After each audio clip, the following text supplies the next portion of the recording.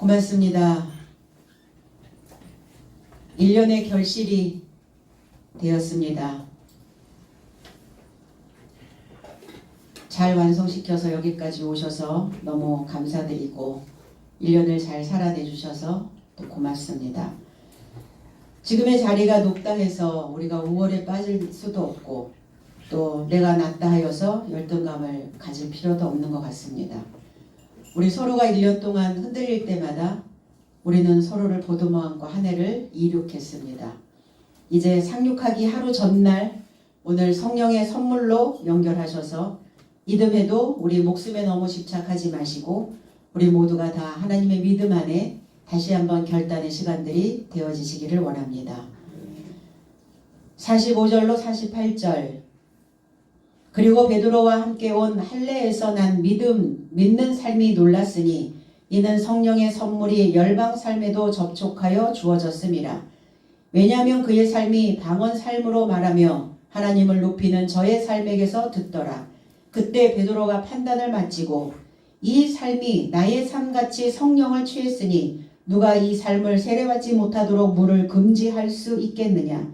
그가 그리스도 예수의 이름 안에서 세례받도록 저의 삶을 명하였다. 그때 저의 삶이 베드로를 며칠 삶을 머물라고 간청하더라 그랬어요.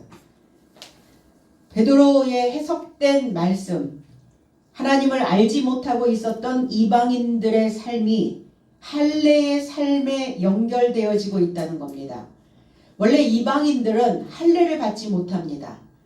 그런데 할례를 받은 믿는 자들, 믿음이 있다고 말하고 있는 자들이 성령의 선물이 이방인들에게까지 연결되어져 있는 것을, 접촉해 있다는 것을 그들은 또 보고 가고 있는 겁니다. 보고 있는 자, 듣고 있는 자, 이런 자들을 우리는 증인이다 이렇게 표현하고 있습니다. 할례 받은 신자들, 할례는 마음의 가죽을 잘라내다, 둘레를 베다 이런 의미를 가지고 있습니다. 그럼 우리는 할례를 어떻게 받는다는 건가? 지금 이 현실에서 현재에 있는 지금 하나님을 믿고 있는 하나님의 백성들은 할례를 안 해도 된단 말인가? 할례를 해야 되는 거죠. 이스라엘 법에 난지 8일 만에 하나님께 할례를 행합니다. 그건 하나님의 백성으로 인정받은 자들에게만 행해지는 일들이었어요. 그런데 오늘 이방인의 삶에도 할례 받은 자들의 삶이 접촉하여 주어졌다라고 표현하고 있습니다. 그럼 우리가 받는 할례는 어떻게 해야 되는가? 이 할례의 의미에 단 한 번에 내리치다 이런 의미를 가지고 있어요. 결단력이 있는, 더 예민한, 결정적인 판단을 하거나 단정을 내릴 수 있는 의지나 능력 이런 것들을 이제 결단력이라고 표현합니다. 그럼 할례가 뭐냐? 결단하는 겁니다. 뭘 결단한단 말인가? 넘어가야 되잖아요. 새 날로 넘어가려면 오늘 주어져 있는 2023년에 내가 해결되지 못했던, 내 마음에 아직도 베어내지 못하고 있었던, 아직도 내 신앙 안에 신앙이 흔들리고 믿음이 흔들리고 주춤거리고 있는 그 생각들을 결단 있게 잘라내는 겁니다. 이거 할례하고 가셔야 돼요. 할례하고 넘어가야, 그래야 그 삶이 새로운 날 그리고 새로운 씨를 내놓을 수 있게 된다는 겁니다. 그래서 이 결단이라고 하는 의미는 틀결, 틀다, 그리고 끊을 단, 힘력, 이거를 결단력이다 이렇게 얘기합니다. 그럼 할례가 뭐냐? 방향을 돌려서 끊어내는 힘. 이게 할례죠. 우리는 수없이 많이 인생의 길을 가면서 신앙의 여정을 가면서도 이 말씀을 듣고 가고 있으면서도 우리는 끊임없이 그 길을 잃어버리고 헤매고 갑니다. 왜 그러는가? 끊어내지 못하기 때문에 그래요. 내 안에 갇혀 있었던 그 생각들을, 그 족쇄들을 풀어서 하나님이 내가 이런 생각을 하고 있다면 하나님 과연 나를 어떻게 보실까? 그러니까 하나님께 거슬리는 일들은 가차없이 차버리는 결단력, 이것이 바로 할례를 행하고 있는 할례의 삶이라는 겁니다.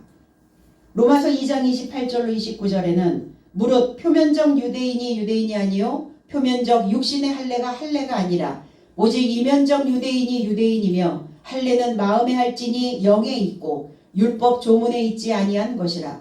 그 칭찬이 사람에게서가 아니요 다만 하나님에게서니라 그랬어요. 언어 해석은 왜냐하면 보이는 것 안에서 유대인이 아니며 육체 안에서 보이는 것 안에 할례도 아니다. 오히려 감춰진 것 안에서 유대인이며 문자가 아닌 영 안에서 마음의 할례이다. 이자의 칭찬은 인간 삶에게서 난 것이 아니라 오히려 하나님에게서 난 것이다. 육체 안에서 손으로 할례받은 겉으로 드러난 유대인이 아니라 문자로 풀어주는, 문자로 해석하는, 문자를 전달하는 그러한 자가 유대인이 아니라는 거예요. 풀어진 영의 의미 안에서 마음의 할례가 유대인으로 하나님의 칭찬받는 삶이라고 말씀하고 있습니다. 그러면 저와 여러분들이 다 할례받은 자라면 문자를 전달하는 자는 이방인의 삶에 소속된다는 거예요. 복음의 나팔을 불어야 되는데 복음의 나팔도 문자로만 전하는 건 복음이 아니라고 분명히 성경은 그렇게 기록하고 있습니다. 이방인의 삶이라는 거예요. 하나님을 여전히 알지 못하고 믿는다고 말하고 있는 자, 겉으로 보이는 것 안에서 유대인이며.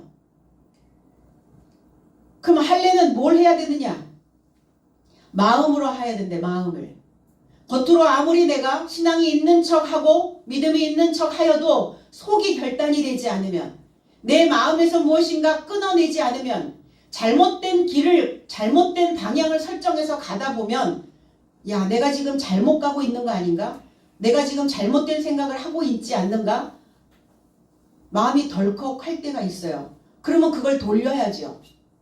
그 생각을 끊어낼 수 있어야 되죠. 그 자가 바로 하나님의 백성이요, 그 자가 바로 할례받은 하나님의 민족이라고 이렇게 표현하고 있습니다. 그러니까 표면이 필요 없다는 거예요. 보이는 것 필요 없다는 거예요. 드러내어 있는 삶이 필요 없다는 거예요. 속이어야 된다는 거예요. 이 속에서 틀어서 끊어내라는 겁니다. 빙빙 돌아다니지 않고 믿음의 방향을 그래야 짊어지고 갈 수 있어요. 우리가 신앙생활을 한다는 게 뭐냐? 우리가 삶을 산다는 게 뭐냐? 짊어지는 겁니다. 그러니까 짊어지지 못하는 사람들은 자기의 삶을 내려놓는 거예요. 탤런트 하나가 죽었죠. 그래서 이제 우려하는 거예요. 사람들은 혹시 베르테르의 효과가 나타나지 않을까.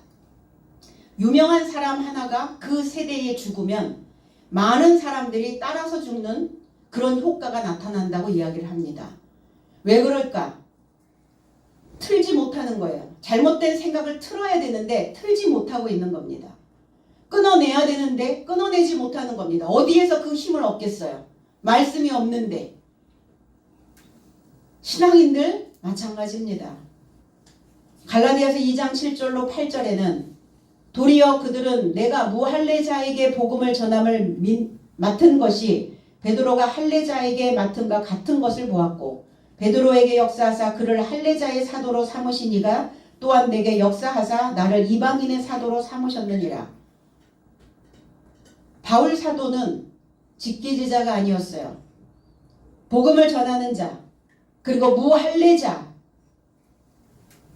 무할례자를 향한 이방인의 사도로 바울 사도를 택하셨거든요.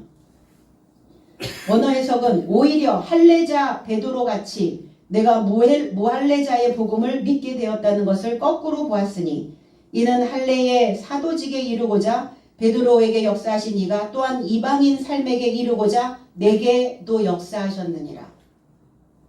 베드로는 직계제자입니다. 베드로에게 주셨던 그 복음, 그리고 그 복음으로 결단할 수 있도록 힘을 실어줬던 그 할례에 그 역할을 했던 베드로와 같이 나에게 또한 이방인들에게 그 할례를 행하게 하시려고 나에게 또한 복음의 사도로, 이방인의 사도로 나에게도 역사하셨다라고 말씀하고 있는 겁니다. 동일하게 똑같게 왜 바울 사도를 들어서 쓰실까? 우리와 같은 자들이라는 거예요. 주님의 직계제자가 되지 않아서 주님이 공생의 기간 동안 사역하시는 그 기간 동안 주님께 직접 배우지 않았지만, 그러나 복음은 연결된 소식으로 넘어오기 때문에 바울처럼 우리도 베드로가 하셨던 그 역할 그대로, 베드로에게 역사하셨던 그 성령이 우리에게도 오늘날 역사하실 수 있다는 겁니다. 그럼 우리가 해야 되는 일은 뭐냐? 무할례자들에게 할례를 행해야 되고, 하나님을 알지 못하는 자들에게 복음을 증거하는 그 사도직의 역할을 감당해야 된다는 겁니다. 그러려면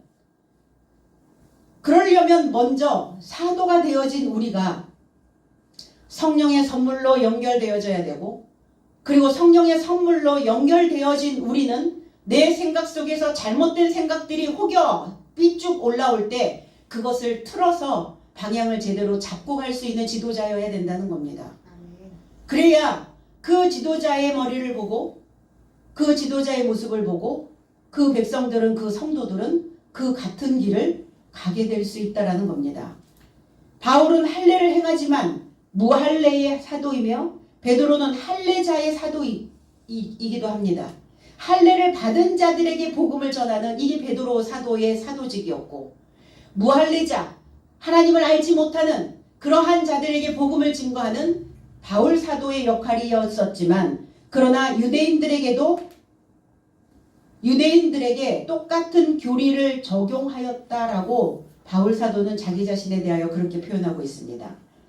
할례 받은 신자, 믿는 자들입니다. 신실한 자들입니다. 믿음직스러운 자들입니다.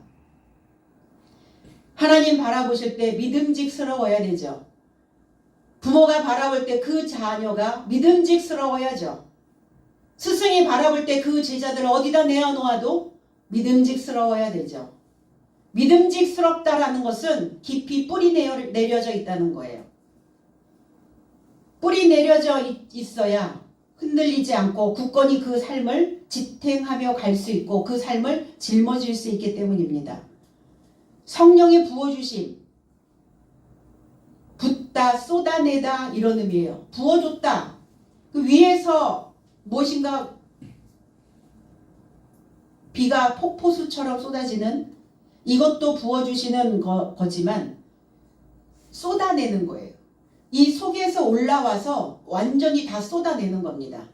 베드로 사도 속에 담겨져 있는 거룩한 영, 그 해석된 그 말씀, 진리의 영, 그거를 완전히 다 쏟아내는 거예요. 이게 성령이 부어졌다 이렇게 표현하고 있는 거예요. 성령을 어디서 받을 겁니까? 성령을 받아야 된다고 말을 하는데, 믿는 자들은, 교회를 다니는 사람들은 다 성령을 받아야 된다고 얘기를 해요. 성령이 어떻게 받게 되어지냐고요. 성령이 어디로부터 온단 말입니까? 사도들의 입을 통해서 쏟아지는 거예요. 그러니까 거룩한 영이 아니면 더러운 영도 쏟아지겠죠. 그러니까 어떤 영이 쏟아지느냐예요. 분명히 진리는, 복음은, 성령은 이 문자가 아니라고 얘기했어요. 영이라고 말씀하셨습니다. 깨달아지고 이해되어지고 해석되어진 그 메시지, 그것이 성령인 것을 우리는 익히 알고 있습니다. 사도행전 2장 33절에 하나님이 오른손으로 예수를 높이심에 그가 약속하신 성령을 아버지께 받아서 너희가 보고 듣는 이것을 부어주셨느니라. 원어 해석은 그런즉 하나님의 오른편에 높아졌으니 그가 성령에 연결된 소식을 아버지 곁에서 취하여 지금 너의 삶이 보고 듣는 이것을 쏟아부으셨다 그랬어요. 보고 듣고 있는 이것을 쏟아부어 주셨다고요. 입을 통해서 나가는 겁니다. 거룩한 영은. 뭐 어디 허공에서 온단 말입니까? 그 거룩한 영이, 그 진리의 영이. 그 성령 들어가니까 입 벌리고 있으라고 하면 입으로 들어갑니까? 성령이? 귀로 들어가는 거예요. 거룩한 영은. 귀를 통해서 머리로 올라가고 머리를 통해서 깨달아지고 이해되어진 것이 우리의 깊은 그 창고에 들여지는 거예요. 그것이 알곡된 인생들이라고 성경은 또 그렇게 기록하고 있습니다. 성령의 은사, 성령을 무엇으로 주셨냐? 선물로 주셨대요. 성령의 은사, 성령의 선물, 우리가 받아야 되는 선물은 뭐냐? 1년 동안 잘 살아온 그 삶에게 오늘 우리 아침부터 풍성한 선물이 주어졌어요. 그 선물은 어디로부터 오는가? 아버지로부터 온다고 얘기합니다. 그러면 그리스도 예수가 말씀을 증거할 때, 복음을 증거할 때 아버지께 받은 선물을 전한 겁니다.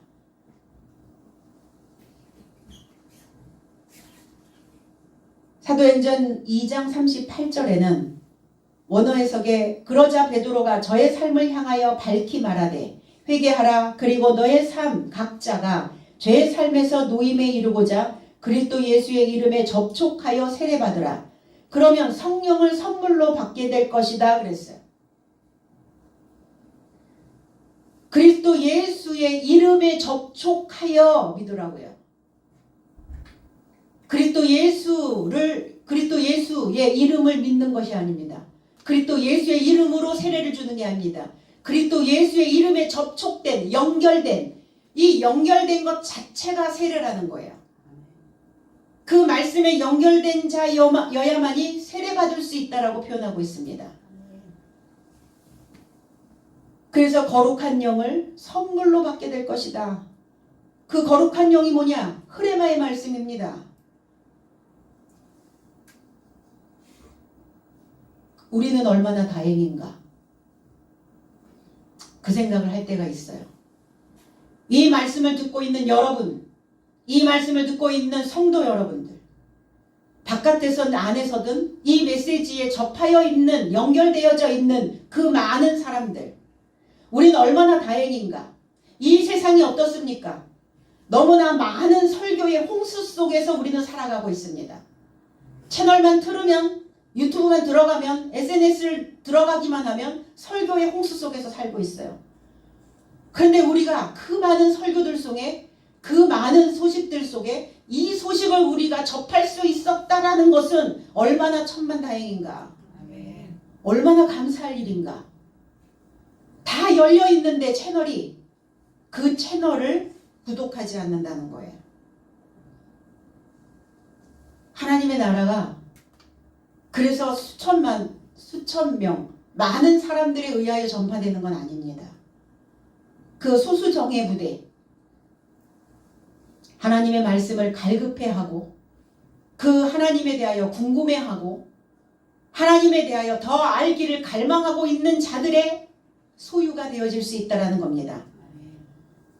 그러니까 이 말씀을 붙잡아서 먹을 수 있다는 것이 누구나 들어먹을 수 있는 성령이 아니다라는 거예요.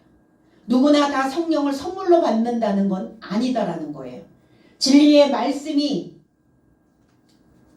아님을 알아야 되는데 그냥 문자적으로 던져주면 그것이 복음이라, 그것이 진리라 다들 그렇게 알고 가고 있는 것이죠. 그들이 놀랐어요. 성령이 선물로 접촉하여 주어지고 있는 것을 보면서 놀랐다는 거죠. 놀랐다라고 하는 이 의미는 엑시스템이 무엇인가 바깥으로 어떠한 생각들이 이렇게 분출되어져서 나오는 거예요. 매혹시키다, 미치다 이런 의미를 가지고 있어요. 놀라는 것이 아니라 사람들의 마음을 사로잡았다고요. 베드로의 그 진리의 영이, 거룩한 영이 그들의 마음을 사로잡았다. 그래서 미치다, 이렇게 미치다. 영어에서는 우리가 크레이지라고 얘기하죠. 마니아라는, 무슨 농구 마니아, 축구 마니아, 자동차 마니아, 마니아라는 단어를 많이 씁니다. 요즘은 인포마니아. 인포마니아가 뭐냐면 휴대전화나 그 컴퓨터를 통해서 정보를 확인하는 일에 열중하는 사람. 그런 사람들을 인포마니아라고 이렇게 얘기를 하더라고요. 뭔가에 열중하는 사람, 거기에 미쳐있는 사람, 그 크레이지라고 미쳐있는 사람, 미친 사람, 이런 사람들을 지금 이 성경에서는 마니아다라고 표현을 하고 있습니다. 그들이 놀란 게 아니라, 깜짝 놀란 것이 아니라 열중하였더라. 베드로 설교에 지금 열중하고 있었더라. 그 이방인들에게도 하나님을 알지 못하고 있는 자들에게 그 말씀을 해석해서 주니까 당연히 그 말씀과 그들이 연결되어져 있지 않겠습니까? 그러니까 그 듣는 말씀에 열중하고 있는 거예요. 거기에 미쳐 있는 겁니다. 그러면서 그들이 방언을 말하게 했어요. 방언. 언어입니다. 혀에서 나오는 언어예요. 요한복음 13장 29절로 30절에 어떤 이들은 유다가 돈깨를 맡았으므로 명절에 우리가 쓸 물건을 사라 하시는지 혹은 가난한 자들에게 무엇을 주라 하시는 줄로 생각하더라 그랬어요. 여기서 괴라고 하는 단어가 괴. 이 단어가 언어예요. 언어. 혀입니다. 입이라는 단어예요. 언어 해석은 왜냐하면 어떤 삶은 유다가 돈꾀를 갖고 있기 때문에 예수께서 명절에 이르고자 내 삶이 필요한 삶을 가지고 혹 가난한 삶에게 무엇을 주게 하려고 구입하라. 그에게 말씀하시는 줄로 생각하더라. 그런즉 그가 조각을 취하고 곧장 나가는데 밤이더라 그랬어요. 유다는 밤의 상태에 있어요. 그러면 유다가 가지고 있는 돈깨가 뭡니까? 입의 언어입니다. 입의 말이에요. 왜 그거를 돈깨로 그렇게 표현을 했을까? 우리도 그렇게 표현하잖아요. 말 한마디에 천냥 빚을 갚는다 하잖아요. 그럼 입이 뭐라고요? 돈을 갖고 있는, 돈을 가지고 있는, 돈을 저장해 놓고 있는 돈 괴짝이라고요. 언어가 돈꾀라고요. 돈꾀. 유다의 혀가 그러면 천냥 빚을 갚았습니까? 천냥 빚을 졌습니까? 빚을 졌죠. 우리가 왜 사나? 왜 살죠? 빚 갚으려고 사는 거예요. 무슨 빚? 하나님께 성령의 선물 받았으니까 우리는 빚진 자의 심정이란 말이에요. 그러니까 뭐 하셔야 돼요? 선물 받은 만큼 그 선물에 보답하고자 사는 겁니다. 보답하는 그 마음이 뭐냐? 갚는 거예요. 그래서 내 입의 언어로 갚아야 됩니다. 입의 언어로. 돈 어디서 나서? 돈 뭐 주머니에 있는 돈이요? 아니요. 그게 아니라. 그러니까 뭐 하셔야 돼요? 혀가 혹시 고장나 있지는 아니한가? 혀가 기름칠이 잘 되어져서 매끄러운가? 이 혀가 그때그때 적절한 표현들을 잘 해내고 있는가? 그렇지 않다면 오늘 보수하셔야죠. 네. 그래야 언어가 이 돈깨가 풍성해질 수 있어요. 그 사람들이 그렇게 얘기하죠. 입 뒀다가 뭐하니? 이러잖아요. 입 뒀다가 뭐해? 그러니까 입으로 돈을 주는 거예요. 입으로 돈을 버는 겁니다. 돈을 벌기도 하고 돈을 까먹기도 하죠. 사실은 입으로. 그 가룟 유다 같은 스타일은 입으로 돈을 다 까먹어버린 거예요. 그 입에 있는 하나님의 말씀, 입안에 머금고 있는 하나님의 복음, 그것으로 가난한 자들에게 나눠야 되는데 나눠주지 않는단 말이에요. 글쎄요, 말이 투박했는지 어쨌는지는 모르겠어요. 가룟 유다의 언어의 스타일이. 어휘가 부족했는지 어쩐지 모르겠어요. 자기만 알고 있는 거죠. 나만 알고 있는 거. 그 지식의 구두쇠들. 인색한 사람들. 가룟 유다의 돈깨는 가난한 자들에게 나눠줘야 하는 그리스도 예수였어요. 이 일이 어느 날 발생이 되느냐? 6월절에. 6월절은 어떤 날이냐? 고난받다라는 의미도 있지만 고난이 왜 고난이 옵니까? 삶을 정리정돈하는 날이거든요. 그 막 정리정돈하려면 힘들죠. 있는 것도 버리고 가지고 있는 것도 불필요한 것들 다 버리고 나눠야 되고 이게 정리정돈해야 되니까 고난인 거예요.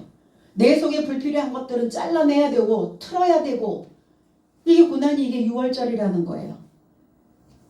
어둠에 속한 혀가, 그러니까 가롯 유다의 혀는 어두움에 속하여 있었어요. 낮에 속한 혀로 오늘 바꿔야 되는 날입니다. 네, 오늘 바꿔야 이 바뀌어 있는 이 혀가 다음 해의 이듬해에 연결되어질 수 있기 때문입니다. 그 혀 끝에서 나오는 따뜻한 온정 어린 그 훈훈한 그 메시지가 많은 사람들의 마음을 따뜻하게, 이 엄동설 안에 추위에 떨고 있는 많은 사람들에게 복음의 나팔로 온화한 그 사람들의 마음 안에 불을 지펴줄 수 있는 하나님의 메시지를 증거해야 되는 그 혀가 되어져야 될 줄로 믿습니다. 그러니까 언어의 차원이 달라지는 거예요. 언어의 수준이 달라지는 겁니다. 저 사람 입만 살았어 이런 표현도 하죠. 우리나라는 그런 표현들을 참 적절하게 잘하고 있는 것 같아요.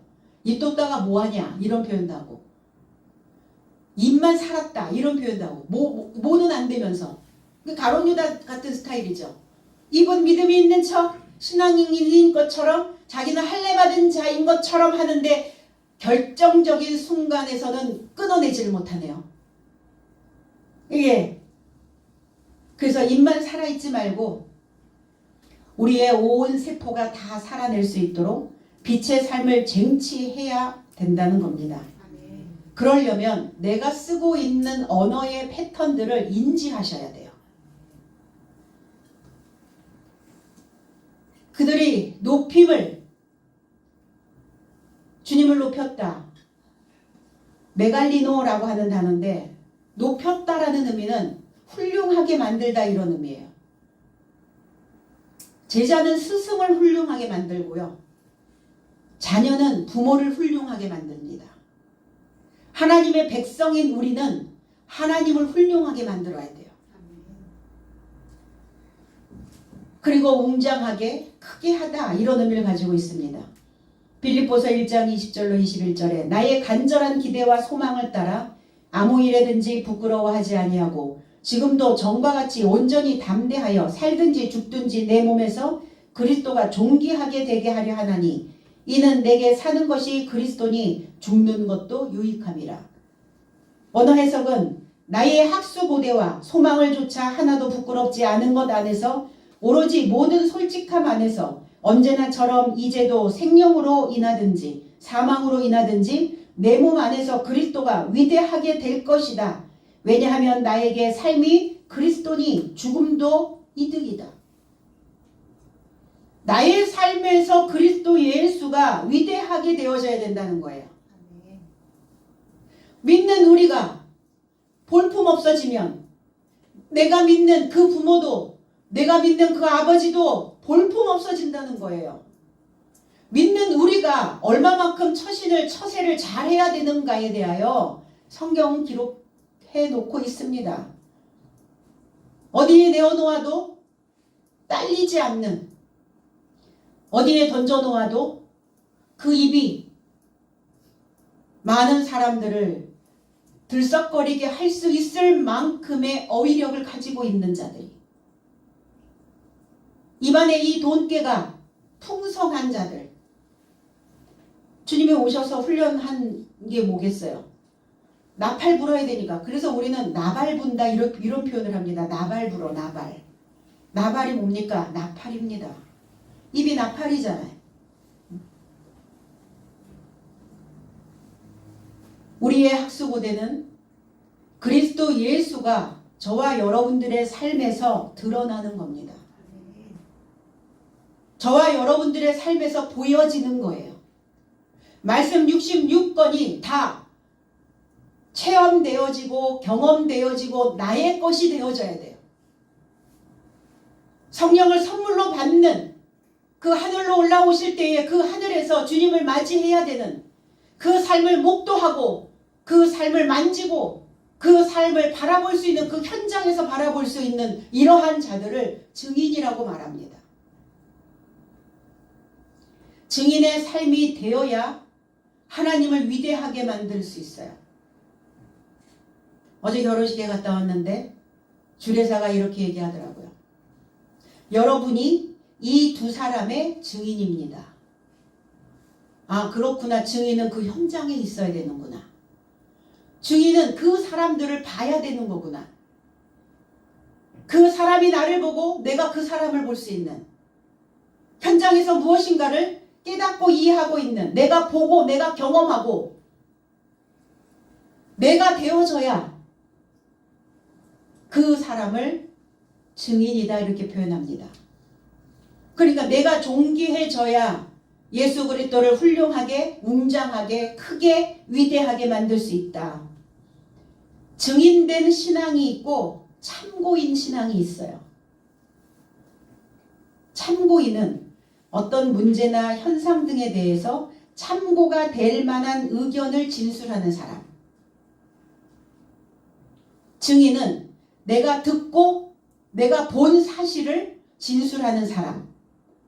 그래서 그거에 대하여 내가 보증할 수 있고 어떤 사실을 증명할 수 있는 사람. 증인 자격과 참고인 자격은 다르다는 겁니다. 그럼 우리가 그동안 신앙생활은 어떻게 해왔어요? 참고인 신앙을 해왔대요. 참고인으로. 그러니까 이 역사의 관점에서 문자로 기록되어져 있는 이 성경에 대하여 참고가 될 만한 의견을 진술했어요.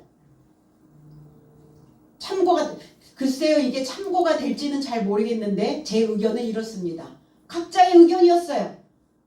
하나님하고 멀었어요. 그런데 증인은 무슨 소리야? 하나님의 본색은 이렇고 하나님이 원하시는 것은 이렇고 내가 그 하나님을 내가 보증할 수 있어. 나는 확증할 수 있어. 나는 확실할 수 있어. 그리스도 예수가 그리고 그 사도들의 삶이 이러했다라는 것을 나는 증명할 수 있는 사람이야. 이 자를 우리는 증인이라고 하지 않습니까? 우리는 다 증인이라고 말하면서 두 사람씩 뭉쳐서 다니면서 증인이라고 얘기하면 증인이 됩니까? 말씀을 증거하는데 내가 되지 않고 있는데 내 안에 안 계시는데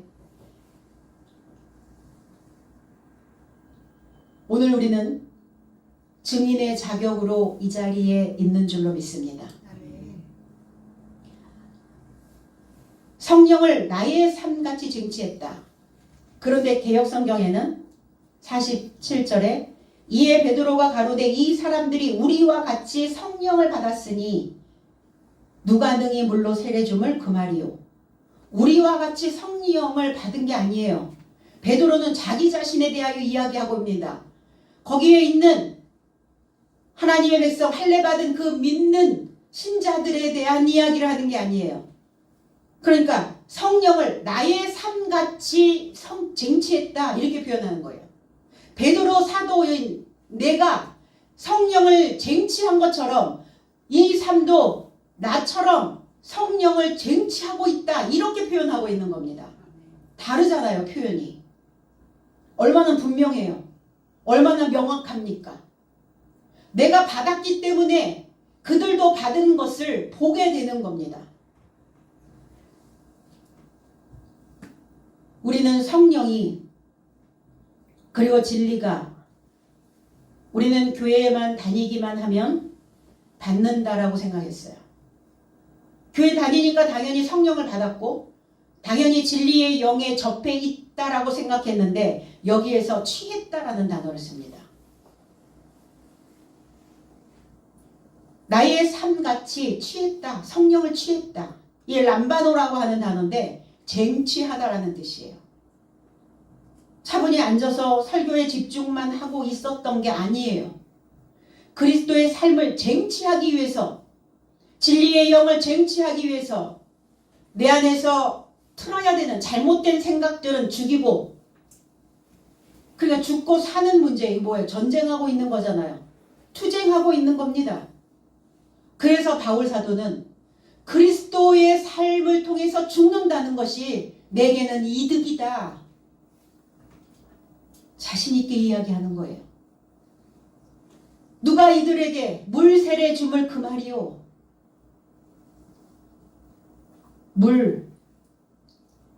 일반적인 그 프레시 워터가 있고 플로드라고 하는 물이 있습니다. 플로드는 홍수.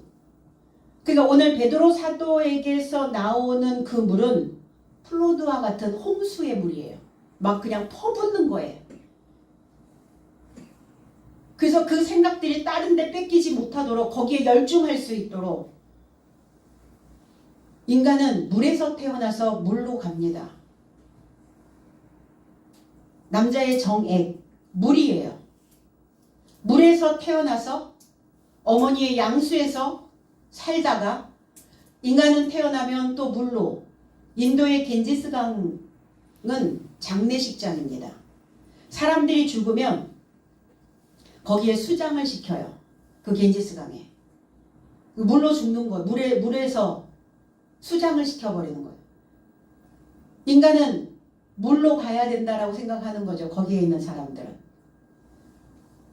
사람이 물이죠. 야, 물 만난 고기야. 이렇게 얘기하죠. 물 만난 고기. 야, 물이 올랐다. 물이 올랐어. 우리나라 말은 쓰면 쓸수록 얼마나 이렇게 매력적인지 몰라요. 성경 말씀을 풀기에 너무나 적합한 언어가 우리나라 언어입니다. 너무나 다양한 표현과 다양한 언어의 어휘들이 있기 때문에 물 만났어. 그리고 나무들도 어때요? 봄이 되면 물이 올랐어 이렇게 얘기하잖아요. 사람들도 물이 올라요. 그죠? 그 물때를 잘 알아야 된다. 이런 표현이에요. 물때. 물이 들어오고 나가는 때, 간조와 만조 때가 물때를 알아야 된다고요. 그럼 오늘 베드로는 만조죠. 물이 막 쏟아지는 겁니다. 마태복음 3장 11절에 나는 너희로 회개하게 하기 위하여 물로 세례를 베풀거니와 내 뒤에 오시는 이는 나보다 능력이 많으시니 나는 그의 신을 풀기도 들기도 감당하지 못하겠노라. 그는 성령과 불로 너희에게 세례를 베푸실 것이요 그랬어요. 원어 해석은 실은 나는 너의 삶을 회개에 이르고자 물 안에서 세례를 베푼다. 그러나 내 뒤에 오시는 이는 나보다 강한 분이시니 나는 그의 신을 운반하기도 합당치 못하니 그가 너의 삶을 성령과 불 안에서 세례 베풀 것이요 그랬어요. 12절에는 그의 손안의 키가 그의 타작마당을 청결하게 할 것이요 그의 알곡을 창고에 이르고자 모아들일 것이나 쭉정이를 꺼지지 않는 불로 태울 것이다. 여기에서 물세례와 성령세례와 불세례가 한꺼번에 동시다발적으로 이 타작마당에서 이루어지고 있습니다.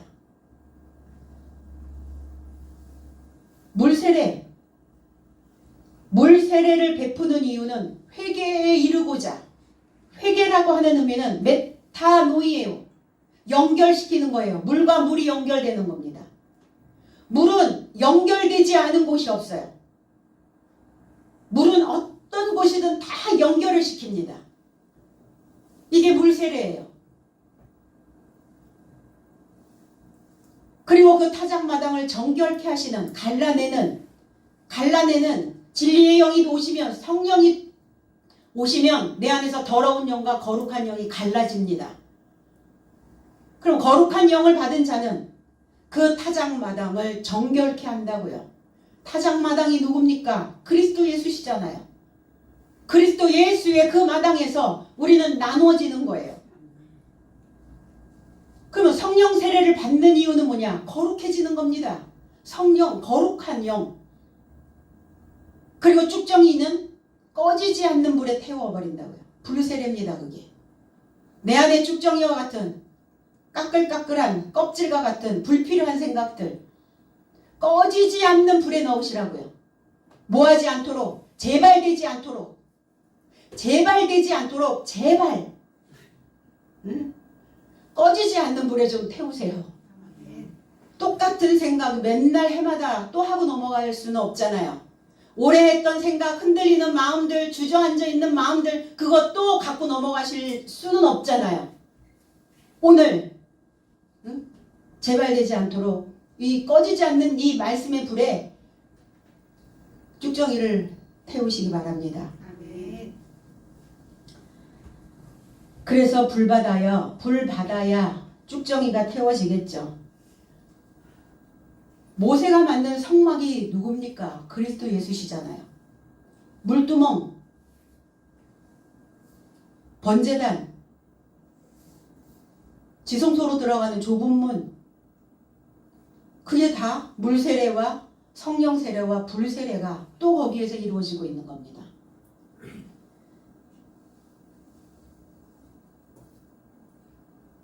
그래서 십자가에서 죽음, 깊은 물이 되어져야, 물이 채워져야 깊어지죠.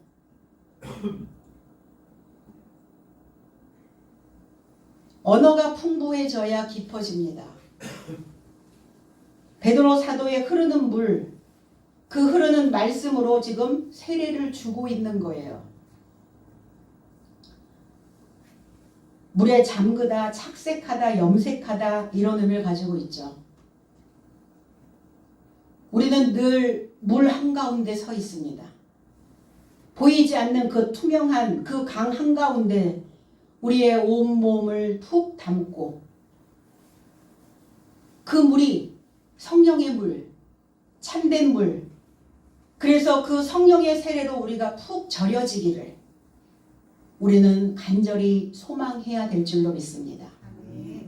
우리는 또 1년 동안 이 말씀을 붙잡고 외로운 순례의 길을 우리 모두가 달려왔습니다. 사상의 바다에서 우리의 구습들을 떠나보내고 우리가 이 말씀으로 새로운 금실을 만들어서 그거를 찬찬히 뽑아 우리는 그 새 옷을 입고 준비해야 되는 겁니다. 그리고 하나님 알기를 우리는 갈망하고 하나님 알기를 갈망하는 자들에게 넉넉히 부어주시지 않겠어요? 넉넉히 쏟아내 주시지 않겠습니까? 그래서 그 믿음의 열매로 창고에 들여지는 겁니다. 누가 이것을 금할 수 있느냐? 누가 이것을 억제시킬 수 있겠느냐? 베드로에게 명하여 그랬어요. 명령하다라는 의미도 있지만 무엇에 대하여 정리하다라는 의미를 가지고 있어요. 오늘 2023년도를 정리하는 겁니다. 무엇으로? 어떻게 정리가 되느냐? 예수 그리스도의 이름 안에 있어야 됩니다. 예수 그리스도의 이름 안에서 세례 받도록 그렇게 정리를 하는 거예요. 그 이름과 하나 되는 것, 이것을 세례라고 이야기합니다. 사람들은 이렇게 얘기하죠. 골수에 사무쳤어. 그래서 골수에 사무쳐야 돼요. 사무쳐야 된다고요. 이 말씀이.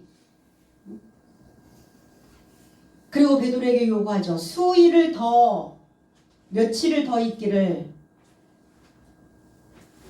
그냥 단순하게 며칠 동안 더 머물러라가 아니라 수일, 여러 날, 헤메라스라는 단어예요. 낮으로, 빛으로 채워지는 날입니다. 새벽부터 저녁까지 한 날이 지나가는 겁니다. 베드로의 날을, 근데 이 날에 보니까 목적격, 명사, 목적격, 여성 복수. 이 날인데 왜 여성일까? 잉태하기를 원하는 거죠. 베드로 사도의 그 날을 잉태하고자 하는 겁니다. 그래서 그 날이라고 하는 단어에 남성도 있고 여성도 있고 중성도 있는데 오늘 이들이 요구하는 그 날은 여성이에요. 우리가 베드로의 메시지를 거룩한 영을, 진리의 영을 오늘 잉태하기를 원합니다. 오늘 잉태해야, 그리고 기름져야, 부유해져야, 그래야 새날에 나올 수 있지 않겠습니까? 낳고 가는 거예요 이제. 계시록 1장 10절에 주의 날에 내가 성령에 감동하여 내 뒤에서 나는 나팔 소리 같은 큰 음성을 들으니 그랬어요. 나는 주에 속한 날 안에 있는 영 안에서 발생하였고 나는 나팔 같은 큰 음성을 내 뒤에서 들었으니 그랬어요. 파견된 사자의 삶이 주에 속한 날 안에 있는 자들입니다. 저와 여러분들이 주의 날 안에, 주님의 그 속한 날 안에 있는 자들이에요. 주님의 날 안에 있다라는 것은 뭐냐? 우리의 입안에 그 메시지를 가지고 많은 사람들에게 그 소식을 증거할 수 있는 자, 사도가 되어진, 천사가 되어진, 목자가 되어진 날, 그 날을 주의에 속한 날이다 이렇게 표현하고 있어요. 주일이라는 오늘 주일이잖아요. 주의 날이라는 거예요. 주의 날이 된, 그럼 달력에 있는 날짜만 날짜가 아니잖아요. 저와 여러분들도 날짜잖아요. 날짜가 넘어갑니까? 안 넘어갑니까? 달이 바뀝니까? 안 바뀝니까? 해가 넘어가야 되는데 넘어갑니까? 안 넘어갑니까? 안 넘어가는 사람들이 너무 많단 말이에요. 그 수준에 머물러 있는 사람들은 날이 바뀌질 않아요. 해가 바뀌지 않습니다. 달라져야 되는 거예요. 다르다, 변경하다, 변화하다 이거잖아요. 해가 바뀐다는 것은. 오늘의 패턴 말고 내일의 패턴. 그래서 까치까치 설날은 어저께고 우리 설날은 오늘이래요. 짐승에게는 오늘이 없습니다. 짐승의 삶은 어저께만 있어요. 인간은 오늘이어야 되잖아요. 오늘날, 이 날이어야 되잖아요. 그럼 바뀌는 거예요. 생각이 달라지는 겁니다.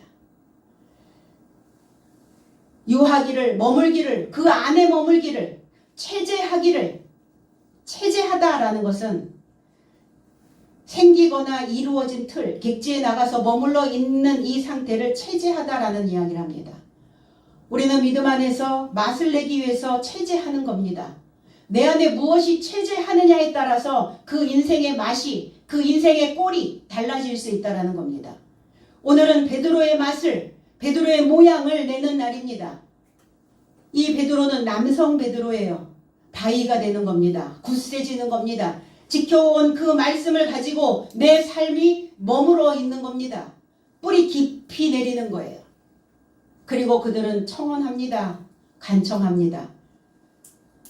며칠 더 있다가 이 수준이 아니라고요. 우리가 생각하는 그 수준이 아니에요. 왜? 베드로의 말이 차야 그래야 날이 넘어가기 때문이에요. 말이 채워지지 않으면 넘어가질 않아요. 내가 늘 부족 현상, 내 속에서 생각나는 그 언어의 수준이 부족 현상이 일어나기 때문에 날이 넘어가질 않아요. 해가 바뀌지 않아요. 사람이 달라지지 않는 이유가 말이 채워지지 않아서 그래요. 그래서 베드로에게 그 해석된 말씀을 더 배우고자 갈망하고 있는 겁니다. 간청하고 있는 거예요. 우리 모두가 다 2023년에 주신 이 말씀의 해석이 오늘 가득 채워져서 새 날로 넘어가시기를 나사렛 예수 그리스도의 이름 안에서 축복드립니다. 기도하겠습니다.